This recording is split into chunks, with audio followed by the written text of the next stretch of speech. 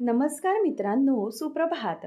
"तूही रे माझा मितवा" या मालिकेच्या आजच्या भागामध्ये आता इथे राकेश हा जे आजी-आजोबा असतात त्यांना म्हणत असतो, की "अहो, माझा भाऊ आहे ना, तो ना फार श्रीमंत आहे आणि त्याला ना असं गरिबांना मदत करायला फार आवडतं आणि जर त्यांना कळलं, की मी तुम्हाला भेटलोय आणि तुम्हाला ना कुठल्यातरी मदतीची गरज आहे, तर ना तो नक्कीच तुम्हाला मदत करेल. त्याला गरिबांना मदत करायला खूप आवडतं. शिवाय त्यांना जर कळलं, की तुमचं इथे नागपुरात दुकान आहे, तर तो तुम्हाला मुंबईत देखील एखादं दुकान ओपन करून देईल." हे ऐकल्यावर आजी-आजोबा खूप खुश होतात आणि आजी म्हणते, की "नाही, म्हणजे आम्ही देतो त्यांना शुभेच्छा, परंतु आम्हाला दुकान नाही दिलं तरीही चालेल." त्यावर आता लगेच ते म्हणतात, की "नको, नको. ठीक आहे, चालेल. आपण त्यांना शुभेच्छा देऊया." मग आता राकेश त्यांना म्हणतो, की "तुम्ही एक काम करा, हे इथे ठेवा आणि इथे असं ना बाजूला येऊन उभं राहा. इथे ना मी तुमचा व्हिडिओ बनवतो. तुम्ही त्याला वाढदिवसाच्या शुभेच्छा द्या, चालेल?" तेव्हा आजी-आजोबा हो असं म्हणतात आणि नंतर मग राकेश त्यांना बाजूला येऊन उभं राहायला सांगतो आणि म्हणतो, की "इथे कसं लाईट्स वगैरे व्यवस्थित आहेत ना, तर मग व्हिडिओ छान येईल." आणि मग ते म्हणतात, की "बरं सुरू करा." त्याच वेळेला बाबा विचारतात, की "त्यांचं नाव काय आहे?" मग तो सांगतो, की "अर्णव." अर्णव नाव आहे त्याचं. मग आजी-आजोबा सुरुवात करतात. आजोबा म्हणतात, की "अर्णव, बाळा तुला वाढदिवसाच्या खूप खूप शुभेच्छा." आजी म्हणते, की "हो अर्णव बाळा, माझ्याकडूनही तुला वाढदिवसाच्या खूप खूप शुभेच्छा. खूप मोठा हो." आणि त्यानंतर मग आजी ही आजोबांना विचारते, की "काय बोलतात हो त्याला इंग्लिशमध्ये?" "Happy birthday." "Happy birthday to you" असं दोघंही बोलतात आणि मग राकेश व्हिडिओ क्लोज करतो आणि म्हणतो, की "चला आजोबा थँक आणि ते त्याला पाहून खूप खूप आवडेल." आणि नंतर मग आजी-आजोबा आपल्या कामाला जातात आणि राकेश विचार करतो, की "चला बरं झालं, एक काम तरी माझं झालं." तो विचार करतो, की हल्ली मेहुणे साहेब आणि मामा हे सहज-सहज करून जे काही करतायत ना, त्यामागे नक्कीच काहीतरी कारण आहे, हे मला समजलंय. कारण ते जे काही वागतायत त्याच्यामागे नक्कीच काहीतरी आहे. ते माझ्यावर संशय घेतायत. परंतु मी त्यांना माझ्यापर्यंत पोहोचूच देणार नाही, असं इथे आता तो बोलायला लागतो आणि खूप खुश असतो. ईश्वरी सकाळी तिचं आवरते आणि म्हणते, की "आई, अगं हे जे कपडे आहेत ते वेगळे भिजवायचे आहेत ना?" तेव्हा मग सुप्रिया म्हणते, की "हो, अगं हे कपडे ना ॲक्चुअली रंगीत कपडे वेगळेच भिजत घाल." ईश्वरीला कॉल येत असतो, तेव्हा मग ईश्वरी म्हणते, की "इतक्या सकाळी-सकाळी सरांचा कॉल?" मग ती म्हणते, की "सर बोला काय झालं?" तेव्हा मग अर्णव म्हणतो, की "मिस इंदोर तुला ना आज अर्जंटली ऑफिसला यायचं आहे, एक मोठा प्रॉब्लेम झाला आहे." तेव्हा मग ईश्वरी म्हणते, की "सर अहो काय बोलताय तुम्ही हे? आणि आज सकाळी-सकाळी मला ऑफिसमध्ये बोलवताय. असा काय प्रॉब्लेम झाला आहे ते सांगाल तरी मला तुम्ही?" तेव्हा मग अर्णवला ती सांगते, की "काय ना मला थोडं काम आहे म्हणून." तेव्हा मग अर्णव म्हणतो, की "it's very urgent miss Indore, त्यामुळे तुला यावंच लागेल. मी फोनवर नाही सांगू शकत आहे, कम टू द ऑफिस." असं म्हणून तो आता फोन ठेवून देतो. ईश्वरी म्हणते, की "काय कळतच नाही आहे, म्हणजे अर्णव सरांनी काहीतरी अर्जंट काम आहे म्हणून बोलवले." त्यानंतर ईश्वरी म्हणते, की "काय अर्जंट काम असेल सरांचं?" सुप्रिया म्हणते, की "जाऊन ये ना, बघ काय म्हणणं आहे त्याचं." आणि मग त्यानंतर अर्णव पण विचार करतच बसलेला असतो. तेवढ्यातच तिथे मामा येतो आणि मामा म्हणतो, की "अर्णव, अरे काय चाललंय? कॉफी?" तेव्हा मग तो म्हणतो, की "हो मामा, कॉफी घेतोय."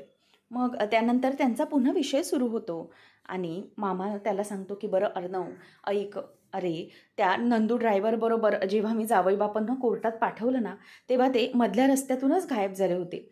म्हणजे ते तिथे त्याच्याबरोबर कोर्टात गेलेच नाहीत." तेव्हा अर्णव म्हणतो, की "म्हणजे काय प्रॉब्लेम आहे नक्की?" तेव्हा मग मामा म्हणतो, की "तेच ना, काय प्रॉब्लेम आहे तेच कळत नाही. कोर्टात जायचं म्हटलं, की यांच्यामध्ये ना काहीतरी प्रॉब्लेमच होत राहतो आणि कोर्टात जाणंच टाळत असतात ते. मला तर असंच वाटतंय." आणि त्यानंतर मला तर असं वाटतंय, की घरातल्या प्रत्येक फंक्शन्सला ते गायब असतात. याचा अर्थ तुला कळतोय का? मला काहीतरी चुकीचं वाटतंय. म्हणजे घरात कोणताही फंक्शन आला, तर त्यांना प्रॉब्लेमच वाटतो. म्हणजे ते अटेंडच करू शकत नाही. मला सांग अर्णव, की अगदी शेवटच्या क्षणाला अशी कोणती अर्जन्सी येते रे, जेणेकरून घरात एकही फंक्शन त्यांना अटेंड करता येत नाही आहे? मला तर ना काहीतरी गडबड वाटते आहे. आणि त्या दिवशी पण ते नागपूरला गेलेत असं सांगून गेले आणि होते कुठे? इंदोरला. काहीच कळत नाही हे काय आहे ते. मला तरी जरा त्यांचं खोटंच वाटतंय बोलणं. आताही ते म्हणतायत, की मी नागपूरला आहे, कुठल्यातरी वृद्धाश्रमामध्ये आहे म्हणे, तिथे मदत करतोय. मग त्यावेळेला आता लगेच मामा म्हणायला लागतो, की "हो, मला तरी ना त्यांचं जरा काहीतरी विचित्रच वाटतंय. ते असतात एकीकडे आणि सांगतात एकीकडे." तेवढ्यातच तिथे आता अंजली येते, म्हणून ते राकेशचा जो पॉइंट असतो तो स्टॉप करतात. अंजली येते आणि तिथे बसते आणि म्हणते की काय चाललंय. त्याच वेळेला आता अर्णव म्हणतो की ताई अगं जिजूंचा मला फोन आला होता. ॲक्च्युली मला खूप वेळ ते सॉरी म्हणत होते वाढदिवसाला येता आलं नाही म्हणून. मग ती म्हणते की अरे हो अर्णव, नागपूरला ना तिथे ते गेलेत, एक वृद्धाश्रम आहे तिथे प्रॉब्लेम झाला आहे. तिकडे ना वादळी पाऊस आल्यामुळे वृद्धाश्रमावरचे पत्रे आहेत ना 2 ते उडून गेले होते आणि त्यामुळेच तिथे त्या लोकांना मदत करण्यासाठी म्हणून ते थांबलेत. आणि ते मला सांगितलं पण मलाही खूप सॉरी म्हणत होते की मला तिथे थांबता आलं नाही, परंतु त्यांना मदत करणं हे खूप गरजेचं वाटत होतं त्यांना आणि म्हणूनच त्यांनी मदत नाही केली, असं आता ती सांगत असते.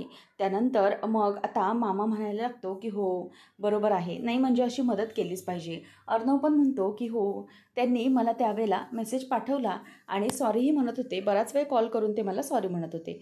तेव्हा मग आता ती म्हणते की हो ते पण आहेच. आणि नंतर अर्णव पुढे म्हणतो की इनफॅक्ट ताई मला ना जिजूंनी एक व्हिडिओ पाठवला आहे आणि ज्या व्हिडिओमध्ये ना तिथले 2 आजी-आजोबा आहेत, त्यांनी मला विश केलेलं होतं आणि त्यांनी मला विश करून खूप छान शुभेच्छा दिल्यात. मला फार बरं वाटलं. मग त्यावर अर्णव हा अंजलीला तो व्हिडिओ दाखवतो आणि नंतर मग अंजली तो व्हिडिओ बघते आणि म्हणते की खरंच खूप गोड ना, किती क्यूट आहेत हे आजी-आजोबा आणि त्यांनी तुला अशा प्रकारे विश केलंय. किती छान वाटतंय ना? मग त्यानंतर अर्णव तिच्याकडे बघतच राहतो आणि म्हणतो की हो ना, खरंच मलाही हे पाहून खूप आनंद झाला. तिथे त्यांनी मदत केली आणि तिकडच्या लोकांनी मला वाढदिवसाच्या अशा शुभेच्छा दिल्यात आणि मला आशीर्वाद देखील दिलेत.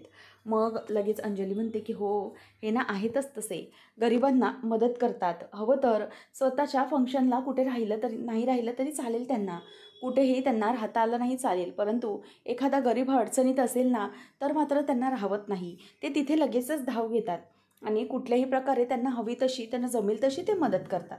बरं, त्यावर आजीने तुला बोलवलं होतं, काय बोलली?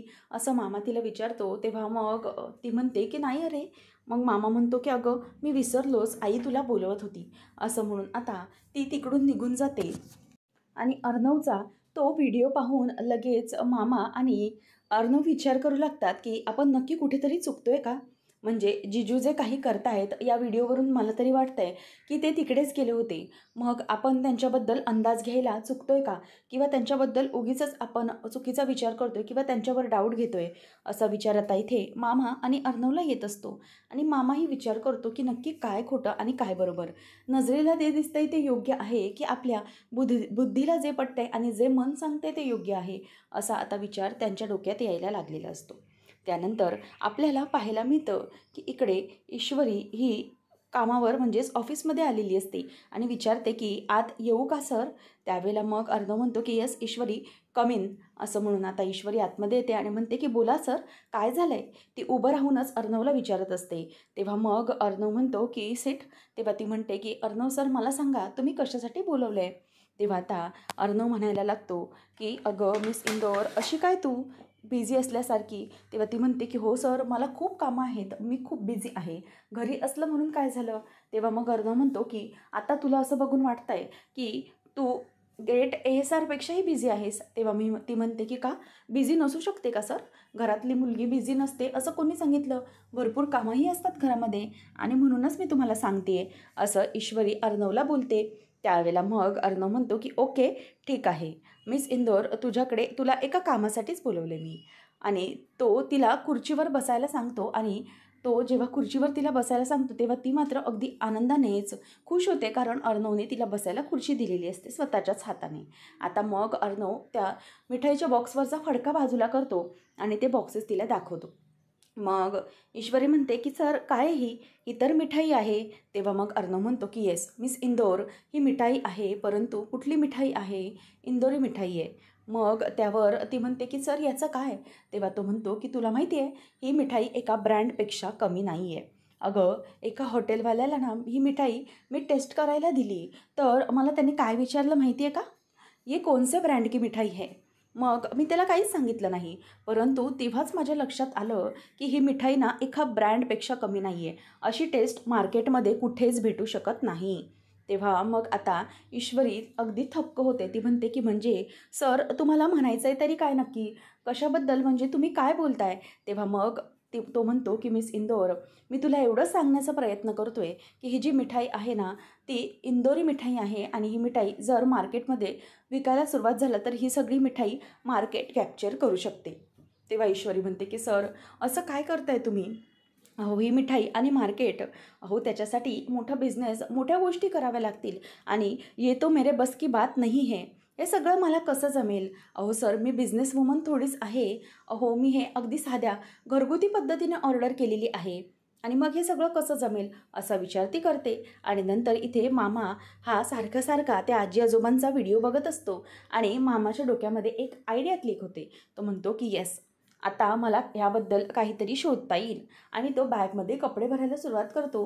तेव्हा मग मामी येते आणि म्हणते की काय हो, काय करताय काय? तेव्हा तो म्हणतो की सोलो ट्रिपला चाललो आहे मी. तेव्हा मग ती म्हणायला लागते की सोलो ट्रिप म्हणजे हे काय वय आहे का तुमचं हे सगळं करण्याचं? तेव्हा तो म्हणतो की हो, काय करणार, म्हणजे काय ना, इथे घरामध्ये त्रास होतो तर म्हटलं चला सोलो ट्रिपसाठीच जाऊया. आणि तसंही बघायला गेलं तर मजा म्हणून जायला निघायला काय हरकत आहे. तेव्हा त्यावर लगेच ती म्हणते की बरं सोलो ट्रिप, मी तर काय म्हणते की तुम्ही ना सोलो ट्रिपला कशाला जाताय? मी तर म्हणते की तुम्ही हिमालयात संन्यासच घ्यायला जा ना. म्हणजे कसं आहे, संन्यास घेतलं की सगळी प्रॉब्लेमच मिटले, बरोबर की नाही? आहे की नाही मस्त आयडिया, असं मामी त्याला म्हणते. तेव्हा मग मामा म्हणतो की अगं हो गं, म्हणजे ना मस्तच आयडिया आहे, पण माझ्याकडे त्यावर आणखी एक आयडिया आहे. ती म्हणजे की तू पण चलतेस का माझ्याबरोबर संन्यास घेऊन? दोघंही जाऊया, चल तूही पॅक कर. तेव्हा ती म्हणते की नाही, काहीच गरज नाही आहे मला संन्यास घेण्याची, तुम्हीच जा. एखादी गोष्ट धड विचारली तर धड सांगताच येत नाही, जा तुम्हीच, असं म्हणून ती तिथून आता निघून जाते. त्यानंतर आता मामा हा ठरवतो की काही झालं तरीही आता थेट नागपूरच गाठायचं आणि राकेशची सगळी माहिती मिळवून घ्यायची. नंतर ईश्वरी म्हणते की सर, हे कसं पॉसिबल आहे? हे सगळं मला जमणार नाही आहे. तेव्हा मग अर्णव म्हणतो की का का नाही जमणार? हे सगळे बॉक्सेस तर तूच बनवले आहेस ना, मग काय प्रॉब्लेम आहे? आणि तुझ्याकडे ते पोटेन्शियल आहे, तुझ्याकडे ती कॅपेबिलिटी आहे की तू ते सगळं करू शकतेस आणि म्हणूनच मी तुला बोलतोय. मिस इंदोर, काहीच घाबरण्याची गरज नाही आहे. You can be a business woman, असं तू तिला समजावत असतो. त्यावेळेला ईश्वरी आता टेन्शनमध्ये असते. ती म्हणते की सर, कसं आहे ना, हे सगळं ना मला नाही परवडणार आहे आणि तुम्हाला वाटतंय तसं काहीच नाही आहे. यामध्ये खूप वेगवेगळ्या प्रकारचे गोष्टी असणार आहेत आणि ते मी सगळं कसं हँडल करणार आहे? हा बिझनेस मी एकटीने कसा सांभाळणार आहे? आणि सर, तुम्ही जे काही बोलताय ते अगदी योग्यच आहे, परंतु मला नाही पटत आहे ते. म्हणजे काय सांगू की आपल्याला जेवढं जमेल तेवढंच करायचं आणि जे माझ्या हातामध्ये आहे आणि जे माझ्या आयुष्यात आहे त्याने मी खुश आहे. त्यामुळे मला आणखी स्वप्न नाही बघायची आहेत. तेव्हा मग अर्णव म्हणतो की स्वप्न बघितलीच नाही तर ती पूर्ण कशी होणार? आणि जर आपण जेवढे आहोत तेवढ्यामध्येच खुश राहिलो तर आपल्याला माणूस म्हणून स्वतःची कॅपेबिलिटी कशी समजणार? तेव्हा ईश्वरी म्हणते की सर, मला कळतंय तुम्हाला काय म्हणायचं, परंतु हे बिझनेस हे सगळं मेरे बस की बात नाही आहे. हे मला एकटीला नाही जमणार आहे. मी अत्यंत साधी मुलगी आहे आणि त्यामुळे मला या सगळ्या गोष्टी नाही करायच्यात. सर, मी तुम्हाला एकच सांगते की या गोष्टींमध्ये आता प्लीज तुम्ही मला नका अडकवू. तुम्ही जे काही बोलतायत ते मला आवडलं, परंतु ते मला पटलं नाही आहे आणि मी ते सगळं नाही करू शकत. त्यामुळे आता मला एकच गोष्ट समजते की मी इथून आता निघते. कारण कितीही काही झालं तरीही या गोष्टी सत्यात उतरू शकत नाही. हे फक्त एक स्वप्न आहे, असं ईश्वरी बोलून दाखवते. तेव्हा मग अर्णव म्हणतो की एक मिनिट मिस इंदोर, जरा इकडे ये. अर्णव आता ईश्वरीचा हात धरूनच तिला तिथे बाजूला येऊन घेतो आणि म्हणतो की हे बघ, हे तुझं ईश्वरी स्वीट्सचं ऑनलाईन वेबसाईट. असं म्हटल्यावर आता ईश्वरी त्याच्याकडे बघतच राहते आणि ईश्वरी स्वीट्स हम इंदौर से है असं वाचते आणि ते पाहून तिला खूपच आनंद होतो. म्हणजे स्वतःचं एक वेगळं ब्रँड जे समोर सर ऑनलाईन बोर्डवर दाखवत आहेत ते पाहून तिचं तर अगदी डोळे अगदी चमकून निघतात. अर्णव म्हणतो की मिस इंदौर, ही आहे तुझी ईश्वरी स्वीट्सची वेबसाईट. आणि पुढे नंतर तो म्हणतो की हे आहे तुझं ऑनलाईन क्लाउड किचन, ज्यामधून ईश्वरी स्वीट्स मिठाई बनली जाते. आणि तुला माहिती आहे, या ईश्वरी स्वीट्स वेबसाईटचे 1 मिलियन प्लस हॅपी कस्टमर्स आहेत, जे तुला अगदी आनंदाने रिव्ह्यूज देत आहेत आणि सांगतात की कधीही आमच्याकडे कोणत्याही प्रकारचं फंक्शन असलं तरीही आम्ही ईश्वरी स्वीट्समधूनच ऑर्डर देतो आणि इथली मिठाई ही अगदी स्पेशल असते आणि ईश्वरी देसाई यांची मिठाई ही एकदम युनिक आहे आणि आम्ही यांच्याकडूनच ऑर्डर देणार. खूप सुंदर मिठाई आहे आणि प्रत्येक लग्न समारंभ, प्रत्येक फंक्शन, प्रत्येक ओकेशन सगळीकडेच हीच मिठाई ऑर्डर केली जाणार. ईश्वरी स्वीट्स हम इंदौर से है, असं अर्णव बोलतो आणि नंतर तो ईश्वरीला म्हणतो की मिस इंदौर सगळ्यात जास्त यंग अचिव्हर्सच्या लिस्टमध्ये सगळ्यात टॉपचं नाव हे ईश्वरी देसाईचं असणार आहे. आणि तुला माहिती आहे, आई वडील जे असतील ते मुलांना ईश्वरी देसाईची गोष्टी सांगतील आणि तिच्याबद्दल करेज करून सांगतील की असं असावं. मुलीने या सगळं करून दाखवलं आणि तुझी जी गोष्ट असेल ती इतर मुलींसाठी अगदी करेज देणारी, प्रेरणा देणारी ठरू शकेल आणि त्यामुळेच तू या सगळ्यासाठी रेडी राहावंस असं मला वाटतंय. तेव्हा मग अर्णव म्हणतो की ईश्वरी देसाई, इथून जिलेबी नाही, इथून आठवणी तयार होतात आणि तेही थेट तुमच्या मनाला भिडतात. असं म्हटल्यावर ईश्वरीला ते खूप आवडतं. नंतर अर्णव म्हणतो की ईश्वरी, बघितलंच इतक्या सगळ्या गोष्टी होऊ शकतात, तुला कशी वाटली ही वेबसाईट? तेव्हा ईश्वरी म्हणते की सर, वेबसाईट तर खरंच खूप सुंदर आहे, खूप छान आहे, परंतु सर हे आहे तर एक चित्रच ना, यातलं काहीही खरं नाही आहे. तेव्हा मग ईश्वरीला अर्णव म्हणतो की मिस इंदौर, सुरुवातीला सगळ्या गोष्टी या चित्रच असतात आणि नंतर आपण त्यात मेहनत करून रंग भरत जातो आणि मग आपण जेव्हा त्या गोष्टीवर काम करतो तेव्हाच तर या गोष्टी सत्यात उतरू शकतात ना. तेव्हा मग ईश्वरीला अर्णव म्हणतो की सुरुवातीला असंच असतं आणि मी पण नाही का, सात्विक फॅशन तरी कुठे काय होतं. तेव्हा ईश्वरी म्हणते की सर, तुमचं वेगळं होतं हो, तुमच्यासारखं पोटेन्शियल माझ्यामध्ये नाही, मी तेवढी कॅपेबल नाही असं मला वाटतं. तेव्हा मग अर्णव म्हणतो की ASRची फ्रेंड असून तुम्हाला असं बोलते. तेव्हा मग ईश्वरी म्हणते की सर, जे आहे ते आहे ना, आपण उगीचच कसं वागायचं हे आपण ठरवायचं आहे, अंथरूण पाहून नेहमी पाय पसरायचे असतात. तो म्हणतो की Miss Indore, dream big, you can achieve and you have to do that. तुझ्यामध्ये ते पोटेन्शियल आहे आणि म्हणूनच मी तुला हे सगळं सांगतोय. त्यावेळेला मग आता ईश्वरीला तो म्हणतो की बघ, तुझ्या मोबाईलमध्ये जरा बघ. तेव्हा ईश्वरीच्या मोबाईलमध्ये मेसेज आलेला असतो आणि मग ती ते वाचत असते. तेव्हा अर्णवला ती म्हणते की सर, हे तर तुमचाच मेसेज आहे. तेव्हा तो म्हणतो की नाही मिस इंदौर, हे तुझ्या कस्टमरने दिलेलं, हॅपी कस्टमरने दिलेलं रिव्ह्यू आहे, प्लीज रीड.